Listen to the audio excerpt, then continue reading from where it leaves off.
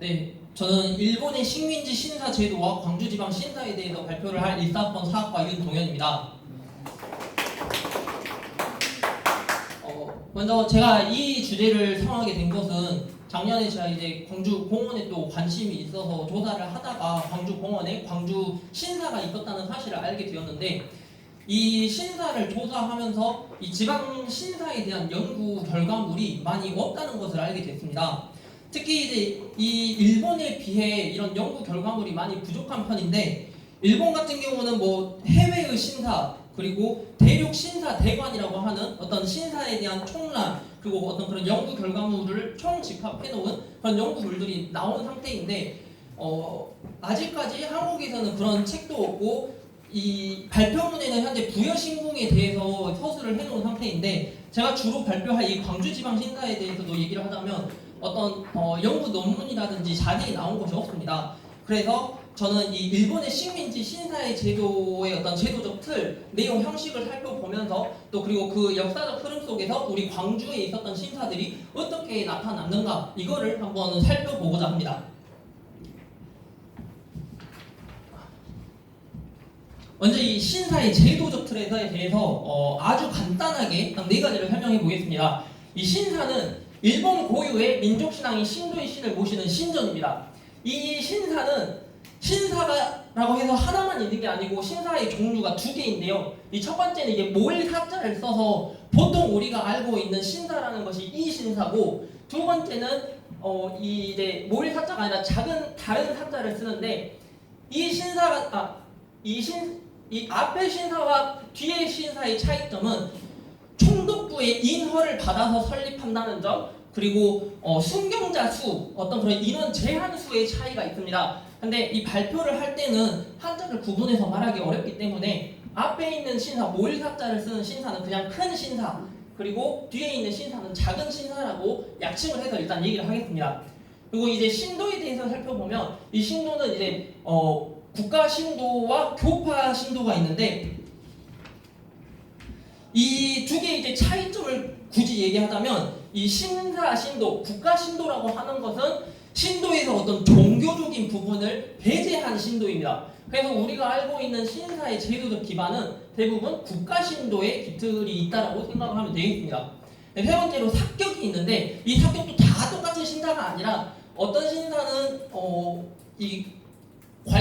관청에서 이제 관리하는 신사가 있고, 또 이제 사람들이 그냥 이렇게 기도하러 가는 그런 신사가 있는데, 여기서 이제 국가의 관리를 받는 신사는 관사라고 하고, 이 관사는 또 관패사, 북패사가 나뉘어집니다. 그리고 이 관패사, 북패사는 또 크기별로 대사, 중사, 소사 이렇게 구분을 하는데, 대부분의 연구 논문을 보면 관패 대사, 관패 중사, 관패 소사, 또 국패 대사, 중사, 소사 이렇게 구분을 해서 이야기를 합니다. 그리고 이제 이 신사의 위치는 대부분 구릉지, 언덕에 위치했었는데, 그 이유는 어떤 시각적 통제와 상징적 효과를 상징합니다. 이게 무슨 말이냐면, 신사에는 대부분 천왕이나 어떤 신들을 제신으로 삼게 됩니다. 근데 그 언덕 위에서 이제 신들이 이 실가지를 내려다보면서 시민들을 내려다보는 그런 어떤 시각적 효과, 그리고 그런 상징성을 이 신사라고 하는 조형물에 그대로 반영되게 됩니다. 이런 신사의 어떤 제도적 틀에 대해서 살펴봤는데요. 광주 신사를 살펴보기 전에 이 광주 신사가 나타난 과정에서 어떻게 이제 이 역사적 흐름 속에서 광주 신사가 나왔는지 그걸 한번 살펴보겠습니다. 이 역사적 시간이 없기 때문에 간단하게 중요한 부분만 이야기를 하겠습니다. 최초의 신사는 임진왜란 이후에 부산의 외관에 창건된 고토이라 신사인데, 이 경우는 이제 그 당시 부산만 이제 또 개방되어 있었던 상태이고, 거기에 있던 거류민들이 만든 신사입니다. 네, 이 신사 같은 경우는 해상의 안전, 질병 방지 등 어떤 민중시장에 기초를 하면서 우리가 지금 알고 있는 근대 국민국가의 국가 신도와는 구분됩니다. 그리고 이것이 이제 1870년대 개항기로 넘어오면서 이제 일본인들이 조선에 들어오는데, 그렇게 이제 살고 있던 거류민들이 살고 있던 거류지 중심으로 거류민 봉제 신사라고 하는 신사가 만들어지기 시작했고, 아시다시피 이제 1876년에 조일수호 조규가 맺어지면서 이제 개항량이 증가를 하게 되는데 이때 이제 부산에는 뭐 용두민 신사, 용두산 신사 이런 신사들이 있었었고 이제 원산 또 그리고 인천 그리고 서울 지역까지 개항을 하게 되면서 신사의 숫자가 점차 증가하게 됩니다. 그러면서 이제 1910년대에 들어와서 이제 조선이 일본 이렇게 식민 지배를 받게 되면서 칙령과 규칙 등 제반의 신사 제도를 정비하게 되는데 이때 이제 만들어진 것이 1915년 포교 규칙과 함께 동일에 공포하게 된 신사사원 규칙입니다. 그리고 이 신사사원 규칙은 앞에 이야기한 신사 중에서 큰 신사에 대한 신사 규칙이고 이거에 뒷받침해서 이제 그 다뤄지지 않은 작은 신사들은 1917년에 공포된 신사의 관할권을 통해서 이제 제도를 정비하게 됩니다. 이렇게 이제 1910년대에 제도 정비를 그렇게 틀 마련하게 되면서 그런 상황에서 이제 조선신궁을 세우게 되는데요. 이 조선신궁 같은 경우는 일본이 이제 침략으로 얻은 해외 영토에 국가 신도를 파급하기 위해서 관패대사라고 하는 것을 만들고 이 나라를 딱 지배하기 위한 어떤 대표적인 건물을 하나 세우고자 합니다. 그 건물이 바로 조선신궁이었습니다. 근데 이 내용을 다 다루려고 했지만 시간이 없기 때문에 가장 중요한 딱 하나만 이야기하자면 여기는 이제 재신 논쟁에 대해서 한번 주목을 하고 싶습니다. 이 재신 논쟁이 뭐냐면 당시 조선신궁에 대한 설립은 1910년대 초반부터 나왔지만 이때 그 어떤 신을 세울 것이냐 이거에 대한 이야기를 하면서 1912년에 메이지 천황이 사망하게 됩니다. 이때 이제 메이지 천황을 신격화하기 위해서 메이지 천황을 재신으로 올리게 되고 이와 동시에 아마테라스 장군 스사노 같은 어떤 신을 올릴 것이냐 이 얘기가 나왔었는데 이때 일선 동조론의 맥락에서 아마테라스로 선정을 하게 되고 이 메이지 천황과 아마테라스가 이렇게 세워지게 된 것을 봄으로써 우리가 알 수 있는 것은 이러한 어떤 그런 지배 이데올로기 어떤 그런 국가 신도에서 알 수 있는 종교 그런 이데올로기를 이렇게 신사에 반영을 해서 보여주려고 했다는 걸 알 수가 있습니다. 이어서 이제 1920년대로 넘어가면 앞서 이야기했던 조선신궁이 결국 또 1925년에 완공됩니다. 그때 동시에 이제 1910년대부터 또 같이 건축을 하게 되었던 조선총독부 청사가 또 1920년대 중반에 이제 신축을 완공하게 되고 이런 것을 살펴봤을 때 이제 관공서와 신사가 행정과 종교적 측면에서 일제의 어떤 핵심적인 식민 시설이었다라는 것을 알 수 있습니다. 그러면서 이제 1930년대가 되면 본격적으로 그 신사 정책이 강화되는 측면을 보이게 되는데 그 이유가 이제 1931년에 만주 침략을 하게 되고 그러면서 이제 중일 전쟁을 대비하기 위한 이제 그 조선이 전쟁을 위한 수방으로서의 어떤 요충지로서의 역할을 하게 됩니다. 그때 이제 1936년에 또 7대 조선 총독으로 부임했던 이 미나미 지로에 의해서 내선일체론과 황민화 정책을 이제 주장하게 되고 이 정책을 기반으로 신사 규칙을 개정하게 됩니다. 이 규칙을 개정하면서 공포하게 되는 것이 일도일멸격사 그리고 일음면일신사라고 하는데 이 두 가지는 이따가 광주 신사에 대해서도 이야기를 하면서 반드시 나오는 이야기이기 때문에 간단하게 정리를 얘기하자면 일도일멸격사라고 하는 것은 앞에서 이야기했던 삭격 그 삭격에 이제 각 도에서 그 삭격을 하나씩 올려가지고 그 관사를 이제 하나씩 선정하는 것을 말하는 거고 일음면일신사는 말 그대로 그겁니다. 읍면 하나씩 작은 신사를 무조건 하나씩 세우게 된다. 그것이 이제 1930년대인데 5분 남았습니다. 이런 제도 신사 틀에서 이제 부여신궁이 만들어지게 됩니다. 이 부여신궁도 이제 이 부여신궁이 만들어진 게 된 것은 이렇게 1930년대 어떤 그 제도적 기반 틀의 아래서 국가 신도의 확충을 하고자 하게 되었고, 그때 이제 상징물로서 어떤 대규모 신사 건립이 요구되었는데, 그때 대표적인 것이 이제 부여신궁으로 세우게 됩니다. 이 부여신궁 같은 경우는 여기서도 가장 중요한 것만요, 왜 부여였을까 하는 점인데, 이 부여로 선정된 이유는 이 부여의 부여 보존회라고 하는 단체가 있었습니다.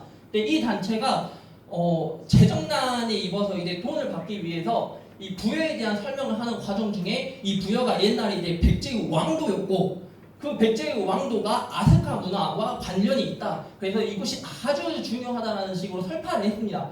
그런 동시에 이제 조선 총독부는 이런 내용을 인지하고 이 내선 일체의 사상에 기반해서 이 부여를 선정하게 되었습니다. 그래서 조선 총독부는 이제 기원전 2600년 사업의 일환으로 부여신궁을 설립 계획을 해서 옛날에 도읍, 이 고도에서 이제 새로운 도읍이라는 신도의 역할로서 이제 부여의 역할이 바뀌게 됩니다. 자, 이렇게 이제 살펴봤던 신사의 신사의 역사에서 광주 신사와 성정 신사를 살펴볼 건데요. 일단 제가 오늘 이야기할 신사 두 가지는 광주에 있었던 신사가 광주 신사랑 성정 신사가 있습니다. 여기다 한 가지 제가 짚고 넘어가고 싶은 것은 성정 신사는 당시 광주에 없었습니다. 이 말이 뭐냐면 성정은 당시 광주 지금 현재는 성정이 이제 광산구 성정동으로 행정구역이 구분이 돼 있지만 그때는 광산군이 분리되어 있었습니다. 그래서 지금은 사실 그때는 광산구에 포함되어 있던 광주 신사 두 개가 아니고 이 광주 신사라고 해서 큰 신사 하나가 있었고 이제 성정 신사라고 해서 광산구 성정리 쪽에 있었던 작은 신사가 하나 있었습니다. 이게 이제 발표문에 있고 원문에 있는 표인데 1930년대부터 42년대 도별 신사 이 증설 상황을 살펴보면 가장 중요한 것만 이야기를 하자면 여기 보시다시피 큰 신사는 여기 1942년에 큰 신사는 전라북도가 10개 그리고 전라남도가 9개로 전국에서 가장 두 번째로 가장 많았습니다. 특히 이제 또 작은 신사를 보면 그나마 많아봤자 저기 100개 이 정도밖에 안 되는데 전라남도 몇 개입니까? 247개입니다. 엄청 많아요. 근데 왜 이렇게 전라도에 많았을까요? 그 이유가 당시 이제 도지사에 부임을 했던 신카이 하지메라고 하는 사람이 아까 이야기했던 1930년대 그 제도 중에 이르면 일신사라고 하는 것을 가장 적극적으로 추진을 하면서 읍면에 신사를 하나씩 설립하게 되고 1945년까지 유일하게 조선에서 유일하게 전라남도만 그렇게 하게 됩니다. 그리고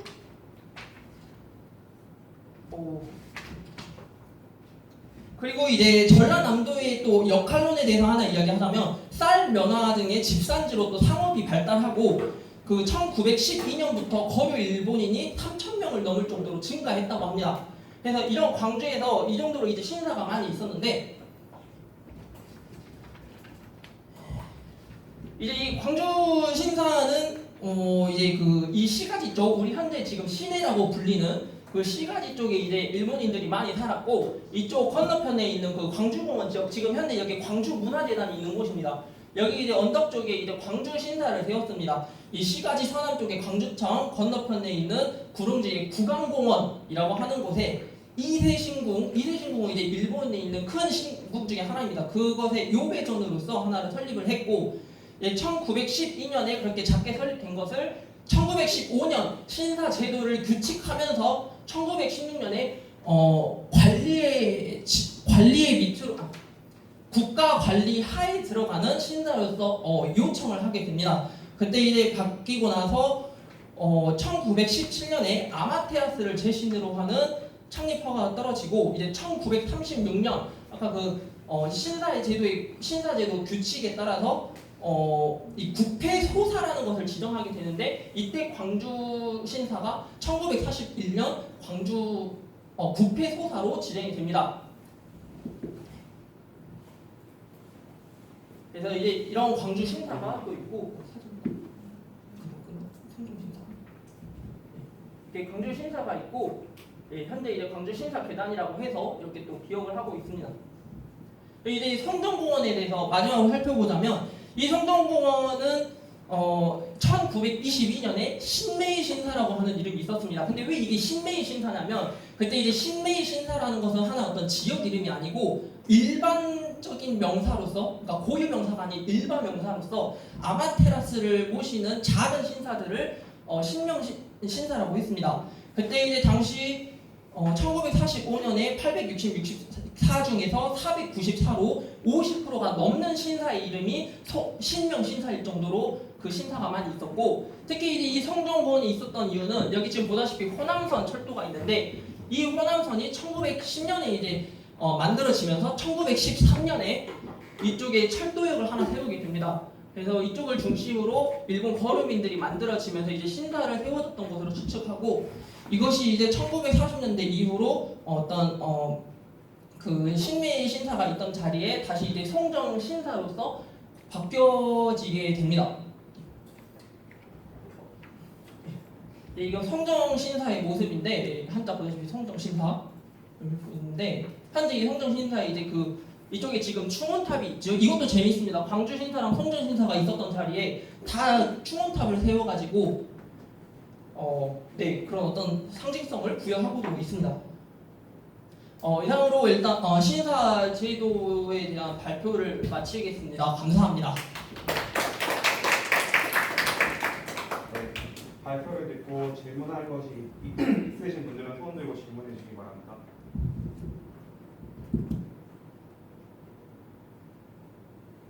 네. 이거 그냥 별거 아닌데 아까 그 전남 네 말하면 되나요? 통역해달라고. 그 전남 지역에 신사가 많았다고 했잖아요. 네. 네, 신사가 많았다고 하셨는데 그때 도지사인가요? 그 일본인이 나왔어요. 네, 그러니까 그 단순히 그 개인이 그쪽에 부임했다는 이유로만 설명될 수도 있을까라는 생각이 들더라고요. 그러니까 전라남도에 신사가 많았는데 그 신사가 많은 이유가 단순히 거기에 부임했던 한 사람이 그걸 좀 더 선호했기 때문이라는 개인적인 이유만으로 그게 많았을까라는 생각이 들어서 혹시 뭐 그냥 연구하시면서 개인의 생각이나 이런 식으로 해서 또 다른 그런 이유가 있지 않을까 이런 좀 얘기를 듣고 싶습니다. 우선 이제 제가 이해한 질문의 요지가 그 신카이 하즈미라고 했던 그 도지사가 개인적으로 또 그렇게 신사를 많이 설립하고 추진하게 된 이유에 대해서 물어본 것 같은데요. 그러니까 개인 추진하게 된 이유까지는 알겠는데 그러니까 그 개인이 가능하냐는 네. 개인 혼자서 가능하냐는 네, 개인 혼자서 도지사 혼자서 가능하냐는 당연한 얘기지만 아까 이제 그 신사 규칙에 따르면 이것은 광공립 이제 허가에 따라서 이제 광공립 조선총독부의 허가를 받고 이제 큰 신사를 세울 수 있게 되는 것이고 이제 아까 이야기했던 그 이르면 일신사의 경우는 그 신사가 작은 신사입니다.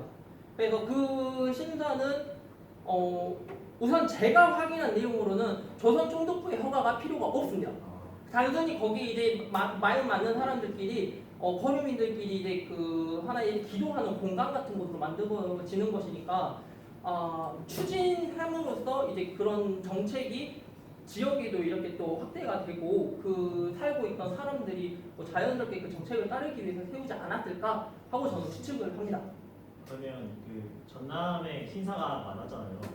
네. 그럼 그 신사가 많음으로써 그 지역에 미칠 수 있는 또 다른 영향거리나 이런 건 좀 있나요? 그 지점은 생각해보지 못했습니다. 일단 이 논문에서는 단순히 이제 광주 지방에 있던 신사 투기에 대해서 역사 연구 결과물이 좀 부족한 것 같아서 그걸 한번 이야기해보고 싶다는 취지로서 발표를 했던 것이고 뭐 이런 재미있는 얘기는 있습니다. 그 지방 신사 우리 전라남도에서 다 이제 그 시나 구마다 신사가 큰 신사가 하나씩 있는데 큰 신사가 2개가 있던 곳이 광주가 아니라 어디였을까요? 나주였습니다. 왜 근데 나주였을까 싶은 거죠. 근데 그 나주 같은 경우는 이제 목포에서 이렇게 딱 배도 들어오고 영산포라고 하는 큰 거시기가 있었잖아요. 자, 거시기라는 그 생각이 안 나서. 근데 그 영산포에 이제 영산포읍이라고 하는 거에 영산포 신사가 하나 있었고, 이제 나주 중심에 있는 나주읍에 나주 신사가 또 하나 있었습니다. 그래서 제가 이런 연구를 통해서 제가 생각해 본 것은 그때 이제는 나주가 그만큼이나 또 일본 사람들이 많이 살고 광주보다 더 컸구나 하는 걸 또 신사 제도를 통해서 알 수 있지 않느냐라는 걸 한번 말씀드리고 싶습니다. 그 전라도, 그러니까 특히 전북, 전남 이 전라도를 치면 이 자그마한 신사들 있잖아요. 신사들이 가장 많아요. 근데 보통 신사들이 가장 많은데 이 신사들은 다 재신을 한 사람, 그러니까 그러니까 이거 이제 히토바시라, 그러니까 한 사람이 아니라 한 신만 모시죠. 네. 그러면 이 신이 대체로 다 아마테라스 오미카미인가요? 제가 모든 신사의 제신을 다 확인하지 않았기 때문에 분명한 것, 제가 분명하게 하나 말씀드릴 수 있는 것은 이제 1942년 중에 이 전라남도에 세워졌던 247개 중에 대부분의 신사가 아까 이야기했던 송정 신사에 세워진 신령 신사, 신메이 신사라고 하는 것이고 그 신메이 신사, 그 작은 신사가 신메이 신사는 아마테라스를 제신으로 하는 신사입니다. 그래서 제가 생각했을 때는 대부분이라고 말을 해도 틀리지 않을 거라고 생각을 합니다. 방금 내용에 대한 다시 확신 있는 답변을 하기 위해서는 이 광주에 있는 9개 큰 신사와 247개 작은 신사를 다 확인해봐야 되지 않을까 싶습니다. 네. 내가 예. 그 아까 질문한 그러니까 여기 그 전라도가 네.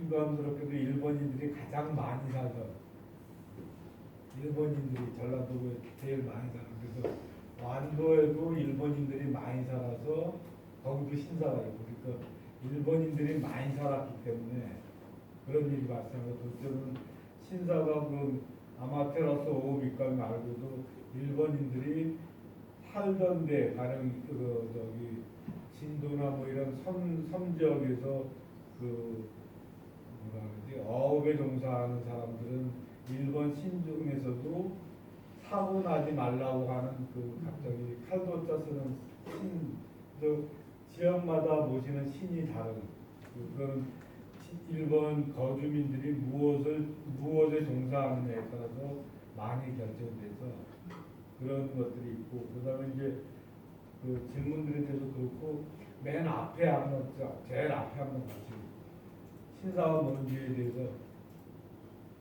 아까 거기 일본 교육의 민족 신앙 이렇게 표현했는데 이거는 신도는 실은 동아시아 전체에 퍼져 있는 현상이고 신도라는 건 뭐냐면 우리가 얘기할 때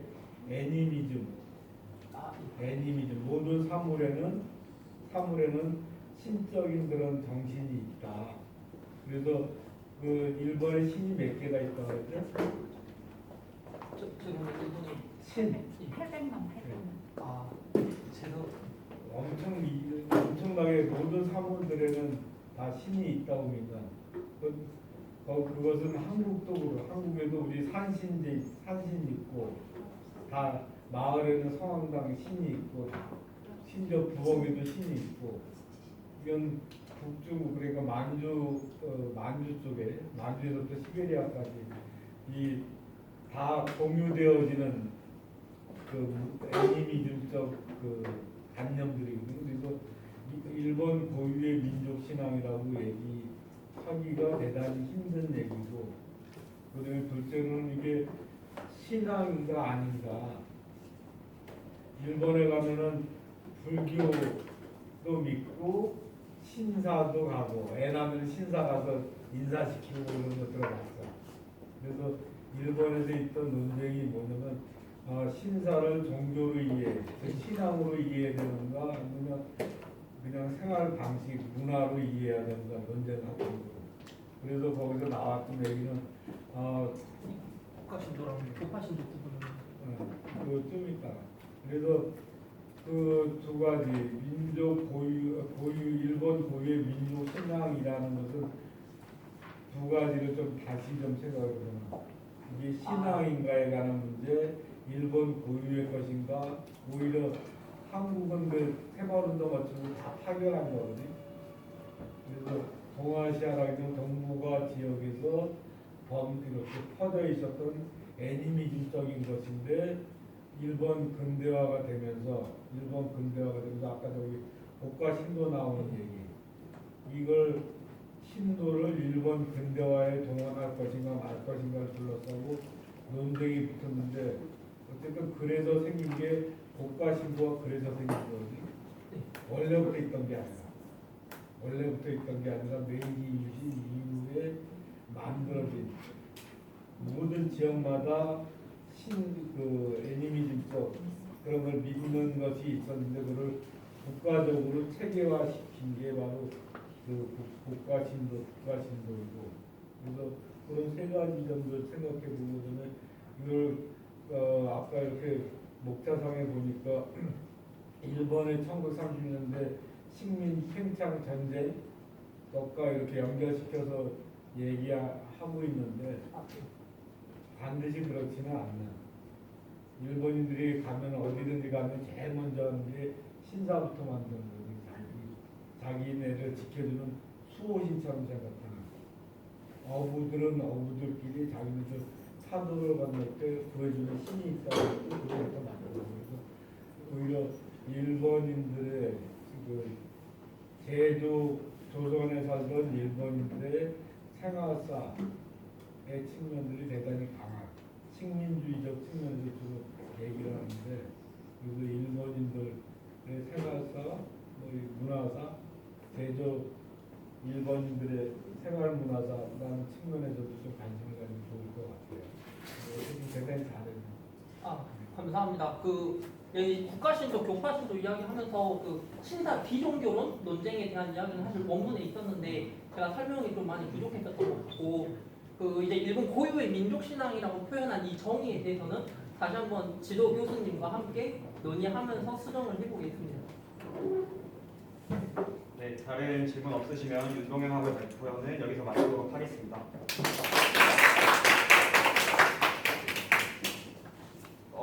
다음 발표하기 전에